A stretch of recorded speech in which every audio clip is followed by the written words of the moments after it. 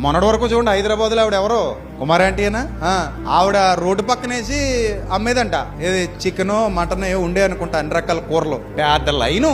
ఆవిడని చూసి కూడా కుళ్ళిపోయాయి కొన్ని కళ్ళు. అంతే కదా, మనిషి అంటేనే అసూయిపోరుడు. ఎదుటోడు బాగుంటే చూసావులాడు దరిద్రుడు. మనకంటే కొంచెం పచ్చగా ఉన్నాడు అనుకోండి ఎవడైనా, మనం ఏమైనా కొంచెం ఎదిగామనుకోండి, చుట్టూతున్న కుళ్ళు కళ్ళు ఏడుస్తానే ఉంటాయి. అమ్మో వీళ్ళు ఇల్లు కట్టేసుకున్నారు బాబు, వీళ్ళు బంగారం కొనేసుకున్నారు, వీళ్ళు అలా అయిపోయారు, వీళ్ళు ఇలా అయిపోయారు, వీళ్ళు చాలా కారు కొనేసుకున్నారంట, బండి కొని. ఈ ఏడుపులకి తట్టుకుని నిలబడాలి మనం. ఉంటారు చుట్టూతా ఉంటారు అలాంటి వాళ్ళు. మనం కొంచెం పచ్చగుంటే వాళ్ళు చూడలేరు, ఎందుకో తెలియదు. బంధువుల్లో ఉంటారు, స్నేహితుల్లో ఉంటారు, చివరికి ఈ మధ్యకాలంలో తోబుట్టువులు కూడా అలాగే తగలంటారంట. అన్నయ్య బాగుంటే తమ్ముడు చూడలేకపోతున్నాడంట, తమ్ముడు బాగుంటే అన్నయ్య చూడలేకపోతే, అక్క బాగుంటే చెల్లి చూడలేక, చెల్లి బాగుంటే అక్క చూడలేదు. ఇదేం దరిద్రం రక్త సంబంధం నాకు అర్థం కాలేదు అసలు.